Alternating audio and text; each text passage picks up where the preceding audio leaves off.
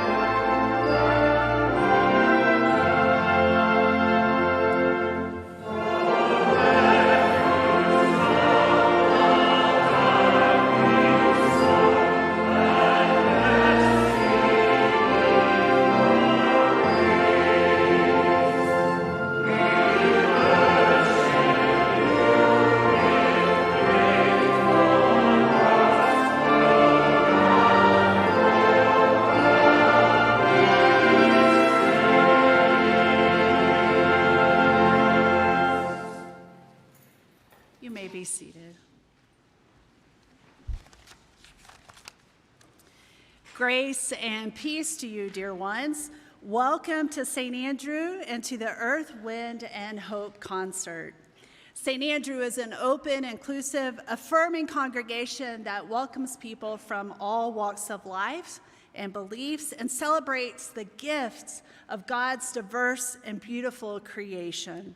We're glad you're here tonight, online and in person, as we take this musical journey together, affirming our shared commitment to live in a healthy and just relationship with the whole of creation, honoring what God has created and called good. And now may we continue to listen and learn and celebrate the goodness of creation together.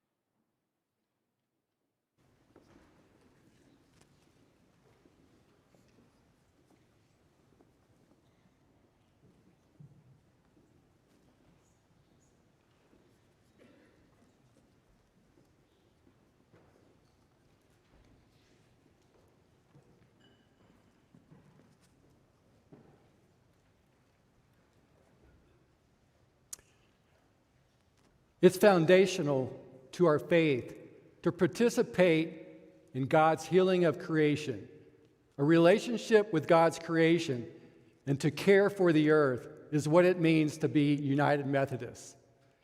We have a mandate to heal the harmed and build community and to be advocates for the marginalized. As stated in Genesis 2:15, God appointed us to bear his image and entrusted this world to our care. As a community, St. Andrew is committed to being devoted stewards of the earth. And tonight, we celebrate 54 years of Earth Day. I'll cover why sustainability is important, highlight what St. Andrew has done in this area, and share next steps. I'm worried. There are many disturbing developments brought on by climate change. Storms are causing more destruction. Wildfires are more frequent, and every year seems to be hotter than the next. You know, it's no longer possible to travel across the Arctic Ocean ice pack to the North Pole. Sea ice that was once solid and stable well into the summer is now fractured in the spring. The only team to reach the North Pole was in 2018. They had to do it in the cold of winter in harsh conditions. I'm afraid Arctic explorers are becoming the endangered species just like the polar bear. We can't continue on this trajectory. The earth is not an inexhaustible store of resources to use as we please. We don't have unlimited space. We don't have an infinite supply of resources. The air we breathe, the land that we live on, the water that sustains life can't handle any more stress, any more carbon, any more pollution. These aren't myths, these are realities, and our intentions and actions must reflect that. God didn't create the world just for humans to do as we wish. We share this world with flora and fauna that deserve to thrive as well. For more insight about the path we're on, there's no greater resource than the indigenous people drawing upon their sustenance way of life. They have witnessed the deterioration and destruction of our ecosystem over many generations. On this land right here, the Cheyenne existed in harmony with Mother Nature. We honor them for the land that was once theirs, which we now inhabit and we worship on. In the book, All We Can Save, the authors highlight that you take care of the earth because the earth takes care of you. Indigenous peoples have been doing this for thousands of years. It's embedded in their way of life. They are acutely aware of the ever-increasing dangers and ramifications of climate change on the world. We must view the world through an indigenous lens and recognize the relationships that exist among all living systems and the many ways that these systems are constantly moving toward harmony and balance. This holistic way of connected by relationships and not by transactions is often difficult to comprehend for those who view the world in a competitive way. How does extracting this resource benefit me? Instead of how can I share this resource to others and let it persevere and preserve it for the future? The aspen grove is a marvelous feature of nature and a perfect example of the interconnectedness of living systems. Aspen groves resemble a forest, but are actually a single organism with thousands of genetically identical aspen stems connected at the root. They are the largest organisms in the world and connected and flourishing, yet starting out as a single seedling. Aspen forests play an important role in fostering biodiversity, sequestering carbon, and enabling other systems to thrive. We should act more like aspens and nourish and flourish together rather than having a survival of the fittest mentality. We recognize the value of interrelationships that occur in the natural world and embrace our responsibility to care for and protect the environment for future generations. Being awed by nature is being aware. We understand that there's something larger and more powerful than ourselves. A Colorado sunset filled with colorful clouds. Fishing the streams, smelling those crabapple blossoms, hiking in the mountains, shoveling that heavy spring snow. We feel God's strength and are rejuvenated when outdoors and in harmony with nature. It has never been more important than today to shepherd climate action in our economical role, because if we don't, who will? St. Andrew is one of the largest United Methodist congregations in the western U.S. We have a 95,000 square foot facility on 17 acres of land. We have a significant footprint. We consume a lot of energy, we consume a lot of water, and a lot of materials. But I bring this to light to show the opportunity we have as leaders in the United Methodist Church. Keenly aware of our responsibility, clergy and laity took action last year to improve our energy performance, lower our water usage, and divert more solid waste from the landfill. Our intentional efforts resulted in the following outstanding achievements. St. Andrew received silver certification for our operational sustainability from the state of Colorado, the first church in Colorado to achieve this designation.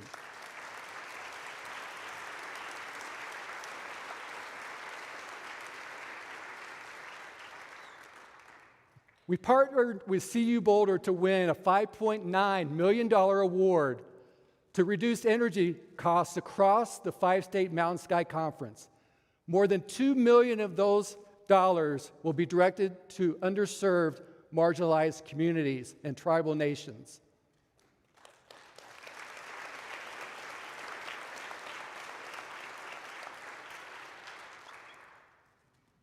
And we installed smart controllers, reducing our irrigation water usage by 1 million gallons, saving the church more than $13,000.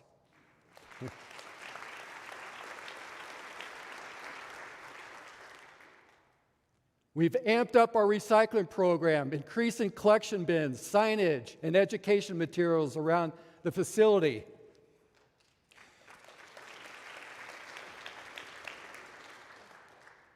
And we've lowered our energy use by installing very highly efficient water heaters and optimizing HVAC equipment, sensors, and controls around the facility.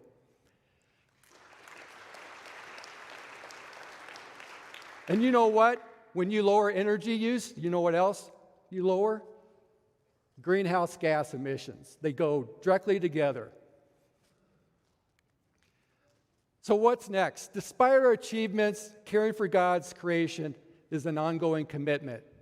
A resolution brought forward at the General Conference that's going on, I believe right now, will encourage churches to add a fossil fuel screen to investment fund options.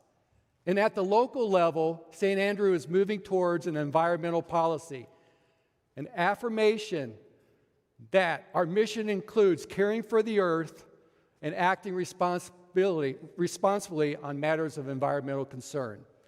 In support of this commitment, Earth Keepers and trustees, working with our facility staff, are touring partner sites and to learn more about renewable energy and recycling. What can we do better? What can we do more of? We're planning to remove water-guzzling turf and replace it with drought-tolerant plants. Again, decreasing water usage. Rolling out a pilot composting program to remove flowers, coffee grounds, and shredded paper from the waste stream. And then we're also assessing opportunities to install on-site solar PV and EV charging stations right here at St. Andrew.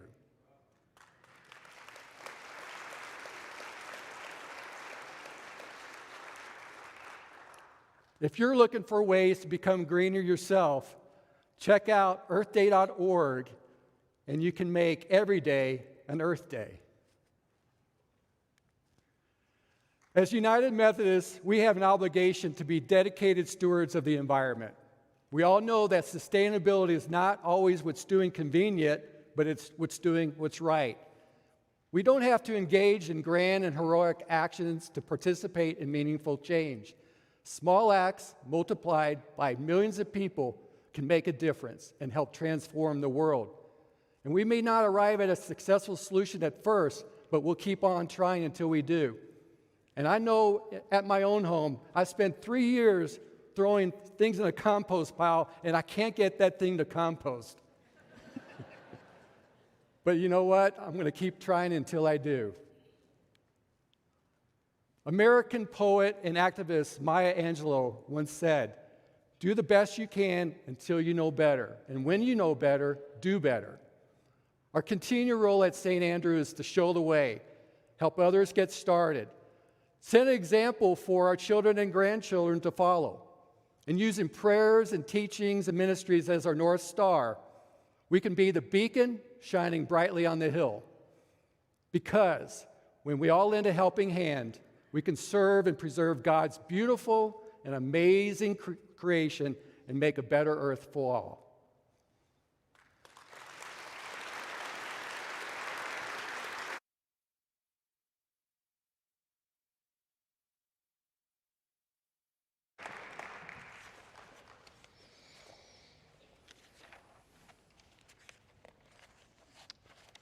I want to thank you all for being here tonight. And I want to introduce the main piece of the program tonight. It's called The Creation, a Rock Cantata, written in the early 1970s by David Boberwitz and Stephen Porter.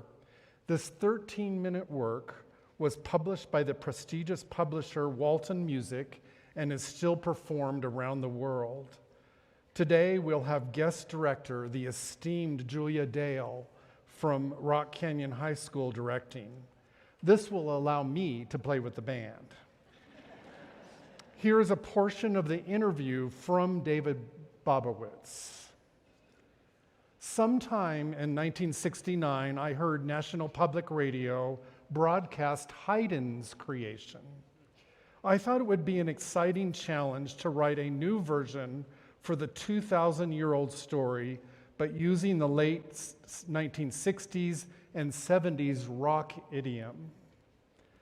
First, we worked on framing the lyrics using modern language to the timeless theme of the creation. When we felt that the lyric content was on target, I went to work on creating melodies and harmonies. We presented our skeletal version to choral director and publisher Norman Luboff. He immediately liked what we did, and he said, if you get the scoring done quickly, we will take your piece on the 1970 Norman Luboff Chorale Tour. He also offered us a publishing contract with his company, Walton Music. The vocal scoring was accomplished with Steve and I working together with occasional input from the maestro Luboff. The French group called The Choir made the first known recording under Norman Luboff's direction. Over the past 50 years, The Creation, a rock cantata, has been performed all over the world from choruses of all ages. We will now present The Creation, a rock cantata, with visual support from Justin Bullis and Micah Bishaw.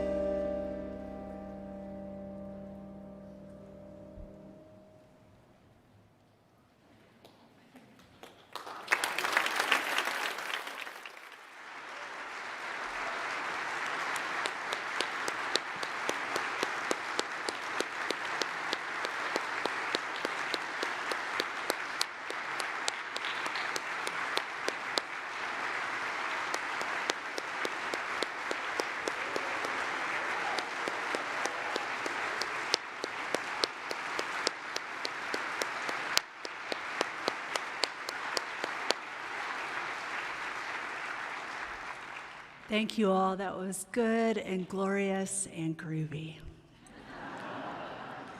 Friends, we've now come to our time of offering. Many have made tonight possible, including our AV communications and production team, our musicians, our guest conductor, Speaker Todd Allen, and Earth Keepers, as a part of the social justice ministry here at St. Andrew. It takes much collaboration and many resources to create an event like this, so if you'd like, we'd like to invite you to contribute tonight to support more events like this in the future. You may do so now by placing an offering in passing the plates, putting it in the offering plates that will be passed among you. You can also give via our app or text to give. Thanks be to God. Amen.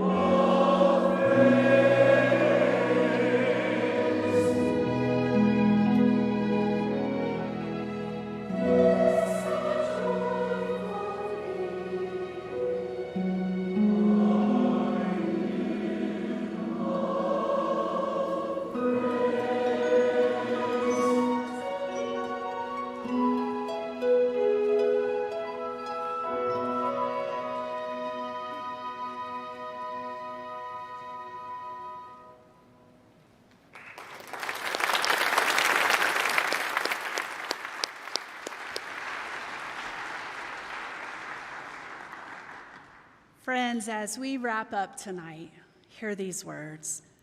Change begins when people unite. Justice is realized when people act. And hope is born again and again when people take steps towards a future not yet realized. It would be easy to be dismayed by the state of the world these days and the challenges of climate change facing us at every turn. But we are a people of hope.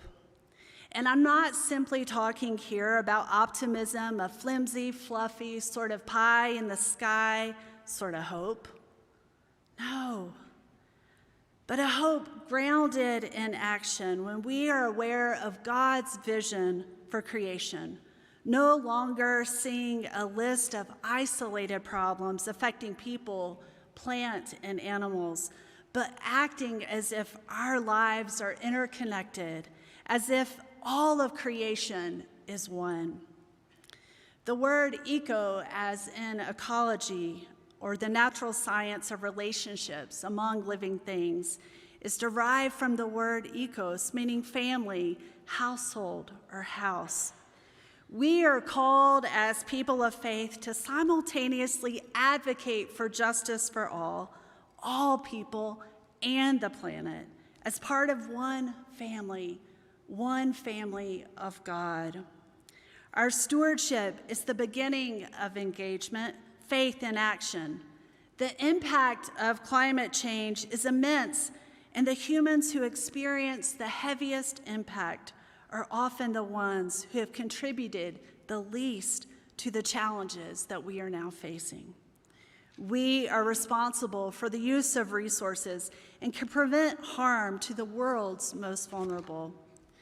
Here are a few things that you and I can do here and now. We can make resources count and invest with companies who prioritize the environment. We can hold the worst corporate polluters accountable at a systemic level. We can speak up for policies and practices that benefit the common good and the whole of creation. We can save energy at home by reducing our heating and cooling, by switching light bulbs, and by washing laundry in cold water. We can reduce our carbon footprint by sharing a ride when we can. Look at how better to reuse, recycle, and repair on the daily. We can throw away less food, composting when possible. We can plant native species, helping wildlife find a rich food source and sanctuary. And we can work with others to clean up our environment by disposing of items in a way that doesn't contaminate the soil and our streams. Climate action is a task for all of us.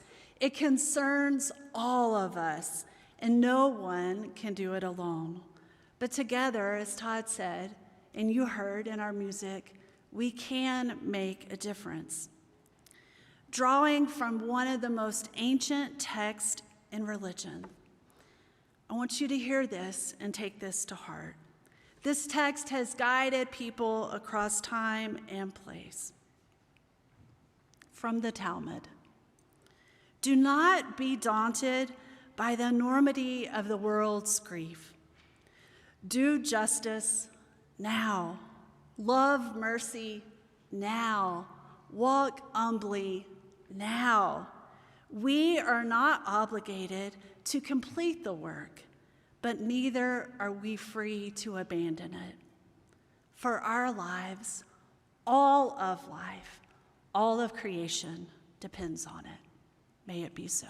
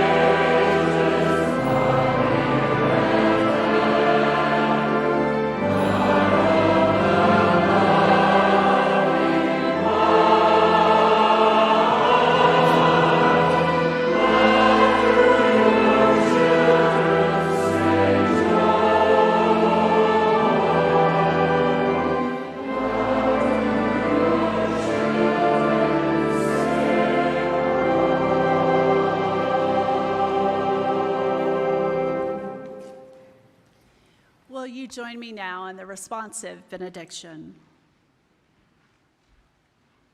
In the beginning, God was. Here and now, God is. In the future, God will be. Creator of earth, sea, and sky, kindle the fire of your Spirit within us, that we may be bold to heal and defend the earth, and pour out your blessing upon all who work for the good of the planet. Eternal God, help us speak when many keep silent. Help us stand for what is right when many sit in indifference. Increase our awareness of the world around us. Give us hope to awaken new possibilities. Amen. Amen.